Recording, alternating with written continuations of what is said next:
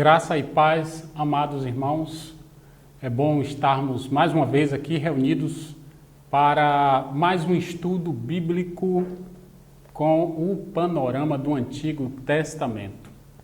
Já estamos bem avançados aí, já nos profetas menores, já vimos aí todo o Antigo Testamento ali, a base, o Pentateuco, os Juízes, os livros históricos, poéticos, e aí passamos os profetas maiores, Isaías, Jeremias, Daniel, Ezequiel, e agora estamos entrando no território dos profetas menores.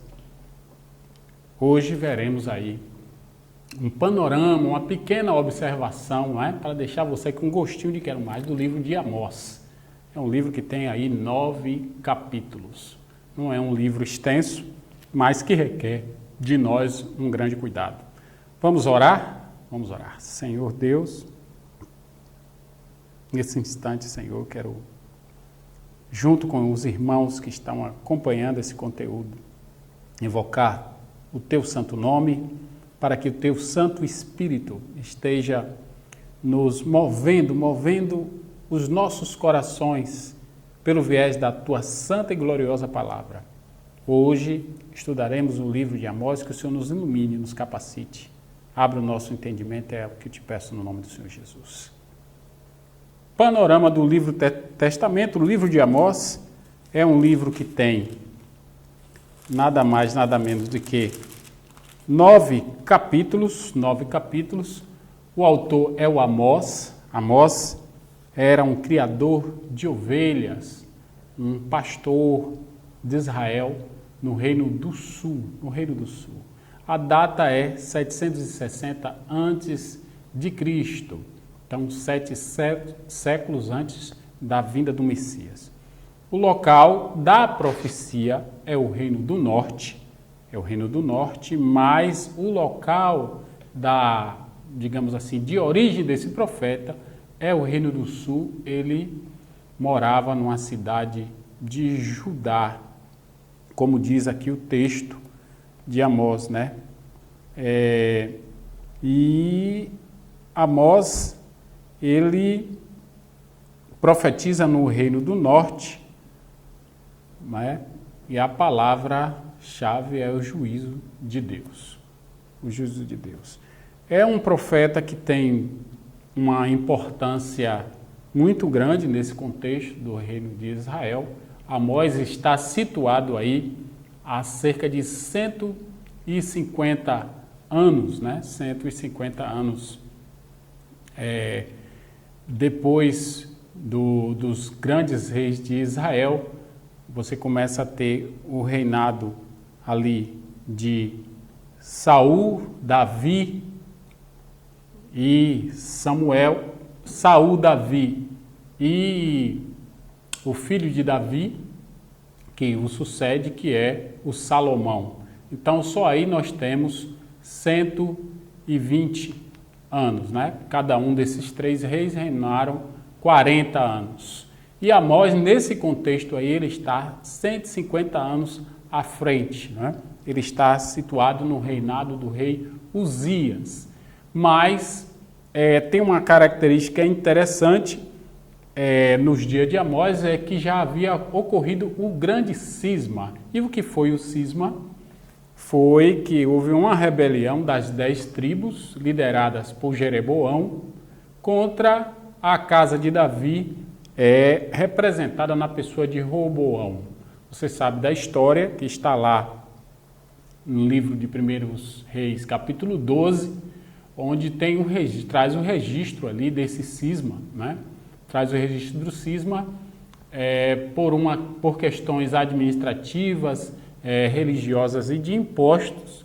As 10 tribos elas vão abandonar Judá, onde vai ficar 2 tribos, Judá e Benjamim, e elas vão para o norte, para a cidade de Samaria, e ali Jeroboão II, ele vai levantar 2 altares, um em Dan, na tribo de Dan, e outra em Betel, e esses 2 altares vão assim ser ocupados por deuses pagãos, deuses dos egípcios, são 2 bezerros, e ele vai praticar cultos aos deuses também da guerra, do sexo e das coisas mundanas, coisas imundas.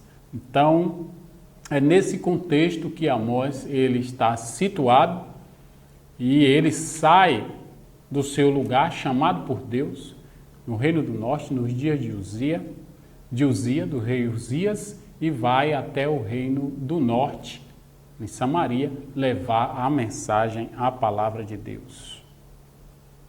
O que é requerido por Deus através da fala de Amós é o seguinte, que Deus vai, através da mensagem de Amós, falar dos privilégios, né, do povo escolhido.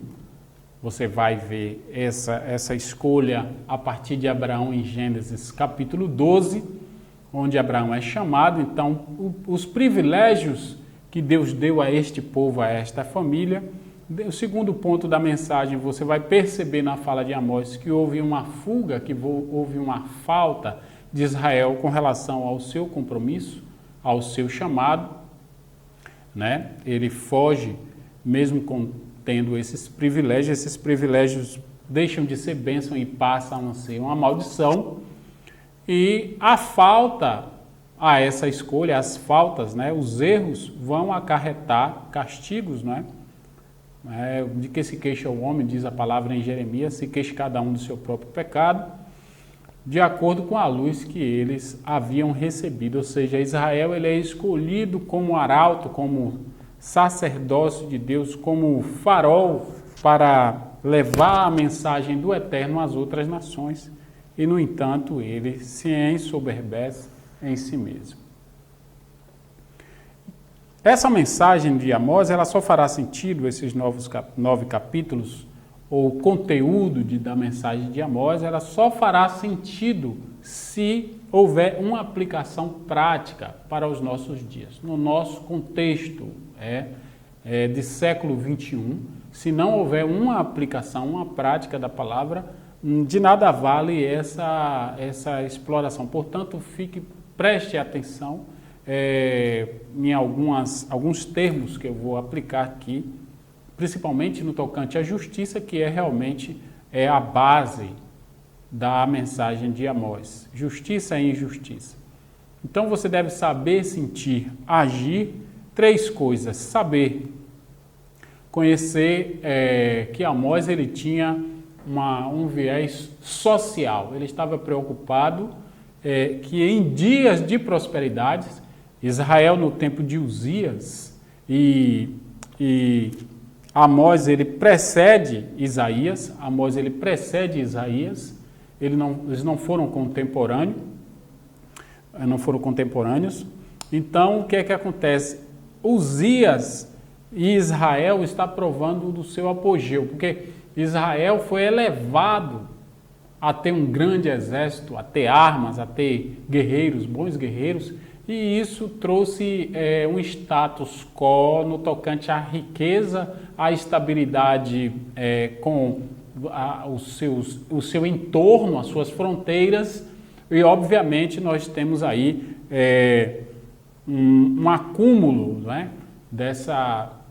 Israel obviamente vai captar mais impostos e vai também dos seus vassalos trazer as riquezas dos povos que perderam as guerras para eles. Tudo isso redunda então em um acúmulo de riqueza, e essa riqueza ela vai ter influência, ela vai influir no status social. Só que Amós percebe que essa riqueza ela não tem uma distribuição eficaz, ela não tem uma distribuição, essa riqueza ela não chega até o pobre, as periferias. Então aí logo nós temos um quadro de injustiça social.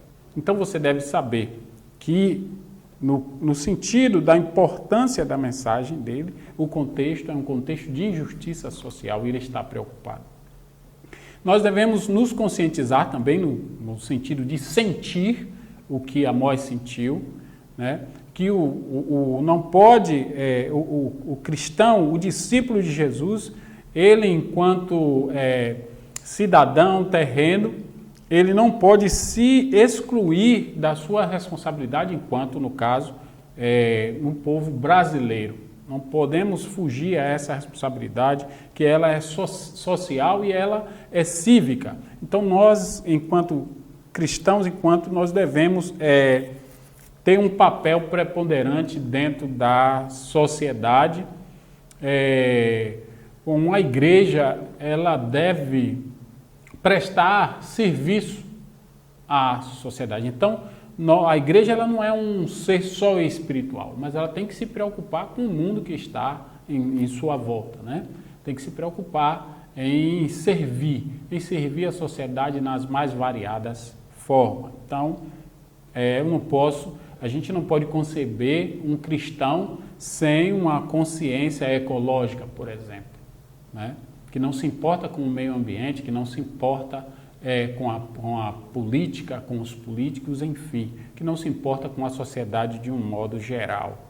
Então, nós devemos sentir o que o Brasil sente nas mais variadas camadas. E aí nós estaremos realmente, como eu falei, dando sentido a essa mensagem de Amós.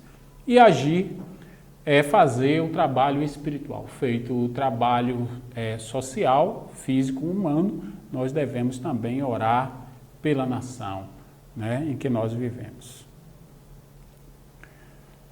O livro é dividido em pelo menos 3 blocos. Né? Capítulo 1 e o 2 ele tem um sentido no que toca ao julgamento das nações. Então ele abre o seu livro no capítulo 1, chamando não só Israel, mas todas as nações. Eu vou mostrar um mapa, a sua responsabilidade. Então, o capítulo 1 diz assim: palavra em visão vieram a Amós, que era entre os pastores de Tecoa. Já falei que esse lugarejo, essa cidadezinha, ficava em Judá, próximo a Judá. Nos dias de Uzia, rei de Judá, e nos dias de Jeroboão, filho de Joás, rei de Israel. Então, aqui já há uma configuração, né, de uma corregência do todo que é Israel, do que Deus vê, mas já está um cisma, né? Nós temos 2 reis. Ele disse, verso 2, o Senhor rugirá em Sião, e em Jerusalém fará ouvir a sua voz, os prados dos pastores estarão de luto, secar-se-á o cimo do Carmelo, ou o topo, não é, do Carmelo. E eles têm uma sequência e tem uma fala aqui em Amós que é interessante, quando ele tem uma forma de expressar a sua mensagem, quando ele diz, por 3 transgressões de Edom e por 4. E essa forma de falar, expressando que há um aumento da iniquidade, quando ele fala por 3 transgressões de Edom e por 4, ele está expressando também que essa iniquidade, esse pecado, ele é crescente. E aí esse primeiro bloco, que é o julgamento das nações, está no capítulo 1, representados no capítulo 1 e 2. No capítulo 3, que vai até o capítulo 9, o verso 6, esse é o segundo bloco, e você tem aí o julgamento do próprio Israel. E o próprio Israel, que é Reino do Norte. Reino do Norte. E no capítulo, terceiro bloco, que vai do mesmo capítulo 9, agora do verso 7 ao 15, que fala das promessas futuras, não é? No tocante à vinda do reino futuro do Messias. Preste atenção que nos dias de Amós, por causa desse contraste entre a situação financeira e política e até social da cidade, contrastando com uma fala que fala de punição, de destruição, de juízo, fala de erro, de falha, de pecado. Amós fala que eles estavam vivendo um culto vã, um culto religioso, que Deus não estava interessado nas canções, que eles cantavam. Então você tem uma vivência, você tem uma condição social, Israel está no seu apogeu, Israel está seguro, Israel está enriquecido, Israel tem um grande rei, né? Mas contrastando com uma profecia, com um profeta que diz que está tudo errado e que não é eles estão praticando uma religião vã, eles são sepulcros caiados. Por fora está tudo muito bem, mas por dentro está vazio. Então, o que nós temos aqui? Uma situação e uma fala de um profeta que profetiza não para esse tempo. Muitas das falas de Amós, das profecias de Amós, elas só vão se concluir 40 anos depois, quando a Síria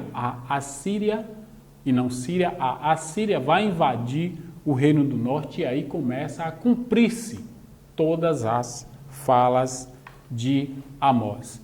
Então, essas são a divisão em blocos, porque às vezes a gente quer fazer um estudo do livro, que são 9 capítulos, e pensamos que os 9 capítulos eles tratam da mesma coisa. Não.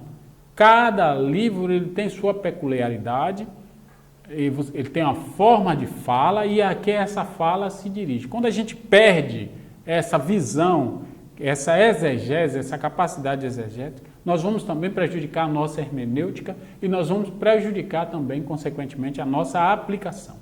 Então, por isso que essa forma sistemática, né, de organizar o conteúdo vai trazer e agregar valor tanto ao texto quanto às formas de compreensão e de aplicação do texto. Isso é interessante você observar e absorver. Então, ainda como introdução, o que é que nós temos aqui? Nós temos ali um mapa. Obviamente que eu disse que Amós está há 150 anos à frente, né, da monarquia una, onde você tinha só um reino. Nós temos azul e amarelo, mas obviamente que aí já há uma divisão. Eu falei aqui anteriormente que houve um cisma, e o que foi esse cisma? A casa de Davi, que era uma casa que tinha a dominância, é rejeitado pelas 10 tribos, né? E aí Judá fica com Benjamim, aqui nessa parte amarelo, e as 10 tribos elas vão para o norte, com sede em Samaria, mas com seus altares de culto em Dan e em Betel. Você pode observar aí nesses trechos, nessas referências que eu trago aqui, já falei que foi no tempo de Uzias, você vai achar as referências em 2 Crônicas 26, Jeroboão, rei de Israel, reino do norte, e você vai achar também em 2 Reis 14, 23 a 29, falando sobre Judá. Então você tem Judá e você tem Israel. Judá sul, 2 Crônicas 26, e Israel norte, segundo os Reis 14, 23 a 29. Essa profecia de Amós, ela está 80 anos antes do cativeiro total. Eu falei 40 é que se dá a primeira invasão ao Reino do Norte, a Síria, a Israel. Mas o cativeiro total está à frente de 80 anos.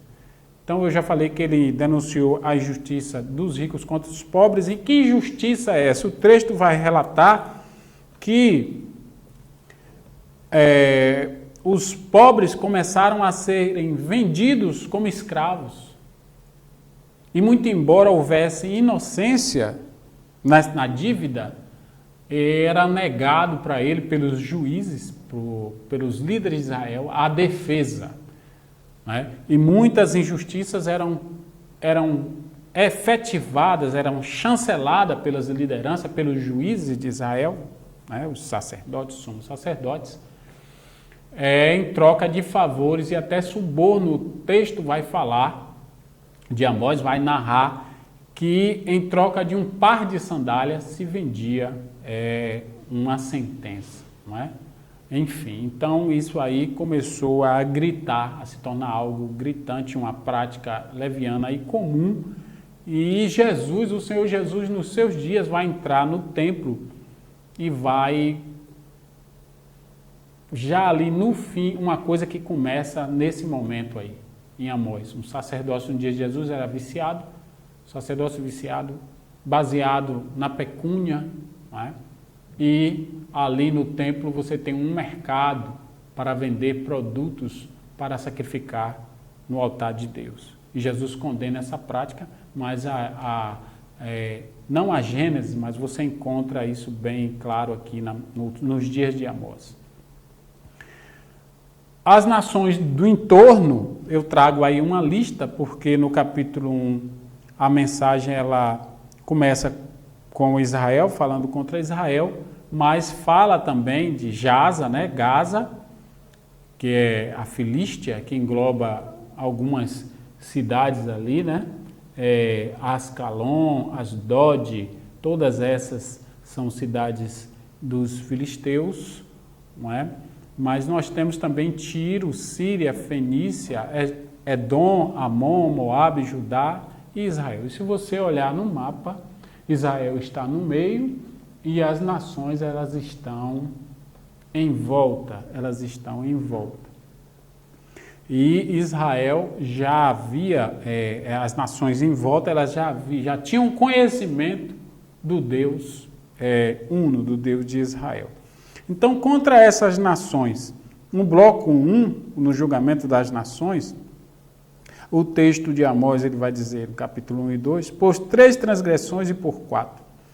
Esta é uma maneira figurada de declarar que Deus não castiga imediatamente, mas que espera para dar a cada nação a oportunidade do arrependimento. Porque o texto bíblico vai dizer que Deus ele é longânimo e tardio em irar-se. Então, existem etapas a serem cumpridas até a sentença, né? Isso quem diz é Campbell. Então, qual é o pecado da Síria? O pecado da Síria é a crueldade. Você vai achar isso no capítulo 1, de 3 a 5. Assim diz o Senhor, por 3 transgressões de Damasco, Damasco é a capital da Síria, e por 4, não sustarei o castigo porque trilharam a Gileade como trilho de ferro. Então, essas nações do norte, elas sempre estavam ali atormentando as tribos que ocuparam aqueles territórios mais acima. E essas coisas vão ficar registradas no livro de Deus. Então, o pecado da Síria é a crueldade contra a Gileade. Qual o pecado da Filístia? Tráfico de escravos. Você vai achar isso no capítulo 1, de 6 a 8. Qual o pecado da Fenícia? Negociante de escravos, apesar do pacto, chamado Pacto de Irmãos, você vai achar isso no capítulo 1, 9 e no verso 10. Vá tomando nota, não é? Porque eu falei aqui, Deus traz uma série de nações, o qual Amós, através da sua mensagem, ele as condenará, não em vão, mas mostrando que de fato havia uma falta, né? Qual o pecado de Edom? 4. Ainda no bloco 1. Uma irreconciliabilidade determinada e vingativa. Você vai achar isso no capítulo 1, 11 e 12. Qual o pecado de Amon, de Moabe, de Judá e de Israel? Então você tem aí uma grande lista. O pecado de Israel é corrupção e opressão. Isso está listado no capítulo 2, de 5 a 16. E aí você tem aqui toda uma forma do profeta ele trabalhar essa egíde de justiça, essa aplicação. Então ele vai ter a sua mensagem, ele tem um conteúdo da mensagem e ele vai a esses povos, a essas lideranças, dizer para eles que Deus não está satisfeito e que é tempo de mudar, é tempo de se arrepender. No bloco 2, aí você tem, no primeiro, você tem o julgamento das nações, no bloco 2 você tem o julgamento de Israel, no capítulo 3 até 9, verso 6. Qual é o julgamento? Os julgamentos são expostos em 3 discursos, né? Por 5 visões, os 3 discursos, cada um começando com palavras ouve isto, né? Você vai ter registrado aí essa palavra ouve isto. O tema do primeiro discurso, no capítulo 3, castigo de Israel e da maldade de Israel, é o seguinte: a ingratidão de Israel para com o amor e favor de Deus, a sua falta sobre a responsabilidade, reclamam castigo. Este castigo é anunciado pelos profetas não por acaso, mas pelo encargo de Deus, que não podem deixar de se cumprir. Então nós temos aí a letra A, né? O tema do primeiro discurso é cobrando Israel, chamando a responsabilidade. Na B, o tema do segundo discurso, que é por causa da opressão. Na letra C nós temos aqui o tema do terceiro discurso, julgamento iminente, que pode ser evitado se ele se arrepender, o julgamento dessas outras causas. E aí nós vamos aqui ter ainda mais 5 visões de castigo. Aí temos a letra A dessas visões, está registrado no capítulo 7, que são os gafanhotos, o fogo do abismo, o prumo, está aqui no capítulo 7, de 7 a 9, é interessante a gente ler, porque o prumo é um instrumento na Bíblia que serve como termômetro para chamar o povo de Deus à responsabilidade. Então dizia que Israel estava fora do prumo. E onde é que nós temos isso? Nós temos isso aí, esse prumo, no capítulo 7, né? Que é 7, de 7 a 9. Vamos ver aqui, eu vou ler um pouquinho. Mostrou-me também isto. Eis que o Senhor estava sobre um muro, levantado a prumo, e tinha um prumo na mão. O Senhor me disse: que vês tu, Amós? Respondi: um prumo. Então me disse o Senhor: eis que eu porei um prumo no meio do meu povo, de Israel, e jamais passarei por ele. Então você vê que você tem uma forma figurativa e alegórica que tange para juízo e que, assim, como é do cotidiano específico deles, quando se falava essas palavras, logo eles tinham, assim, uma noção do que era que se queria dizer, associado às suas faltas.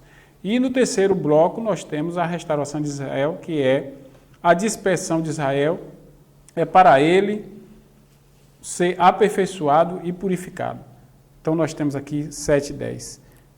Então Amazias, o sacerdote de Betel, mandou dizer a Jeroboão, rei de Israel: Amós tem conspirado contra ti no meio da casa de Israel, e a terra não pode sofrer todas as suas palavras. Ou seja, como eu disse, que você visualmente a mensagem de Amós, ela não conferia com o que estava acontecendo. Então esse sumo sacerdote, que é um sumo sacerdote real, vai dizer que ele é um provocador, que ele está fazendo conspiração, que ele é um falso profeta.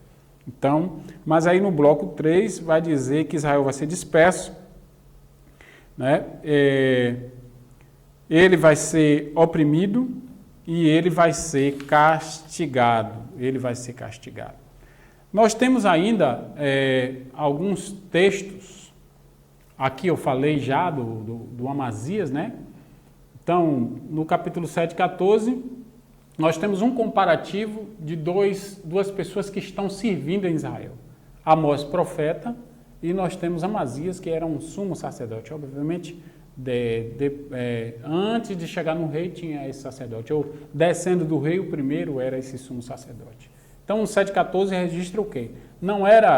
Amós não era um profissional em comparação com Amazias.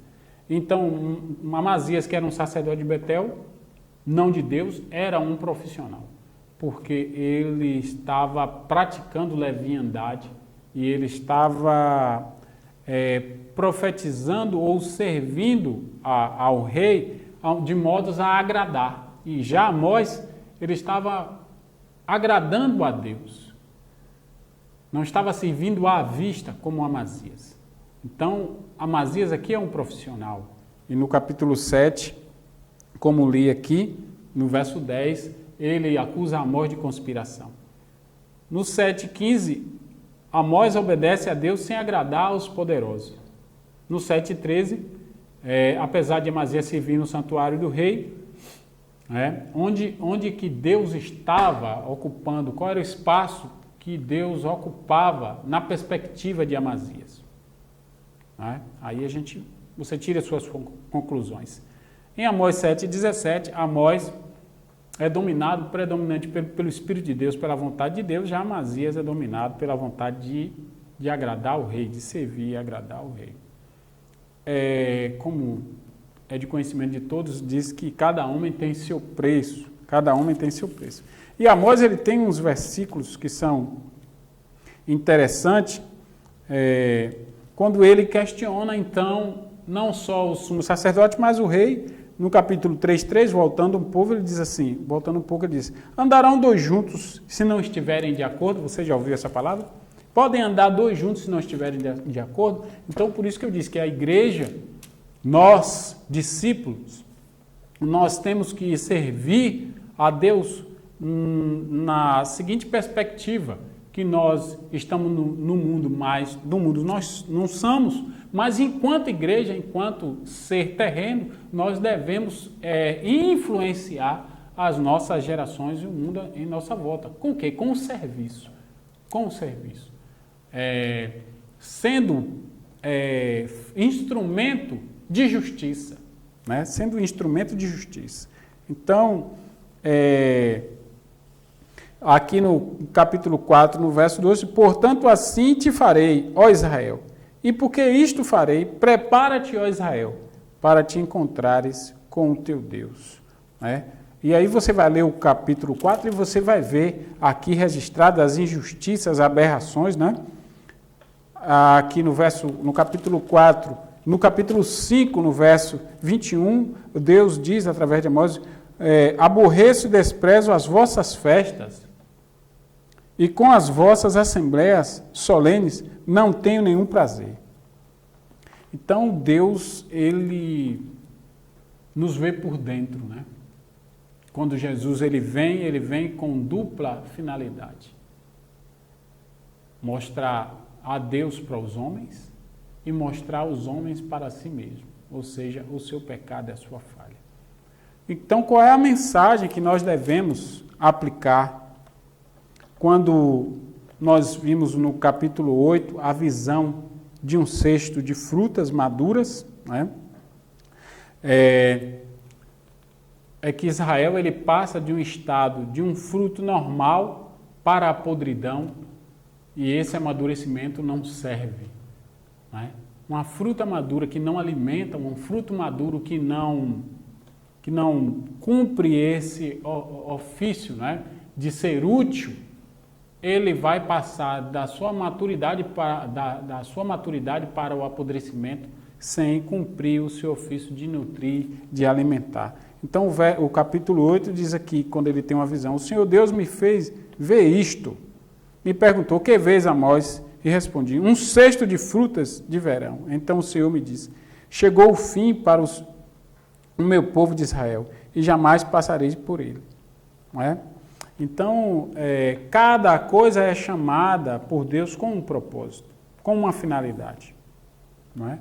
Que apesar dessa palavra de justiça contra Israel, ele não deixou e não deixará nunca de ser povo de Deus, de ser escolhido de Deus. Então, qual é a mensagem que nós devemos aplicar? Como eu comecei lá atrás falando, no início da aula, que esse livro e essa mensagem ela só encontrará sentido se houver aplicação. Além de entender o que Amós está dizendo, nós devemos trazer para a nossa realidade. Então, hoje nós temos um dado alarmante, um dado assim assustador do número, né, de implantação de igrejas, assim, assustadoramente tem crescido o número, né? Às vezes sem muito critério, surgem novos ministérios, enfim. Eu não estou aqui para criticar esse ou aquele ministério, mas você percebe que se o número de igrejas fosse a solução para o Brasil, obviamente que o Brasil ele já estaria aí alcançando os números ideais para uma nação que serve a Deus, né? Bendita é a nação cujo Deus é o Senhor. E não é isso que ocorre. E também não é o número das catedrais ou o número de cristãos, de crentes, né? De evangélico, que aí já está estimado pelo IBGE que dentro de mais 10 anos passará o número de católicos. Então, não é essa a solução, porque o problema não é matemático, não é numérico. O problema é um problema de identidade. Então, você vai buscar em muitos desses números, porque o IBGE, quando ele chega lá, ele só faz uma pergunta: qual a sua religião? Então, nós temos aí um número crescente no número de cristãos e número de igrejas que seriam discípulos, né? Seriam discípulos. Desculpa. Mas, quando você faz um comparativo do que a nação está vivendo com o número de igreja e o número de discípulos, você tem uma realidade parecida com a de Amós. Injustiça crescente, violência crescente, porque a violência ela não é expressa só no ato de uma arma de fogo, ou de bala, ou de guerra, mas você tem a violência silenciosa, a violência intelectual, né? As mordaças, os modos de oprimir sem mãos, sem armas, né? Então, veja-se que a igreja, se ela nega serviço, se ela nega a sua atuação, ela também está cometendo certa violência, né? A reputação da igreja ela precisa ser ilibada. Israel ele é chamado nesse sentido. É assim que ele está cometendo violência. Então, se você pegar as estatísticas, você pegar o número que nós temos hoje com referente à igreja que nós temos hoje, e você pegar os números do Brasil e você comparar, então você não vai ver que isso daqui não está influenciando aqui. Não está mudando, não está transformando, não está salgando, porque não é o número, né? O Senhor Jesus escolheu 12 e com esses 12 abalou as estruturas do Império Romano e do mundo à sua volta. E o que nós recebemos hoje, recebemos porque Jesus escolheu 12. Então, os ritos religiosos não servem. Não serve a Bíblia aberta no Salmo 91, tomar a ceia, dar o dízimo, se por dentro não houver a mudança genuína, a transformação. Os frutos que estavam naquele cesto eram frutos doentes, eram frutos que não alimentavam. Para nada serve. O sal insípido. Então, o que eu concluo aqui? Deus sabe, Deus ouve e Deus ele vê. Mais do que o nosso falar, mas o nosso agir. Os principais ensinamentos desse livro é que somos, que Deus, né? Aqui tem um erro, viu? Me perdoe.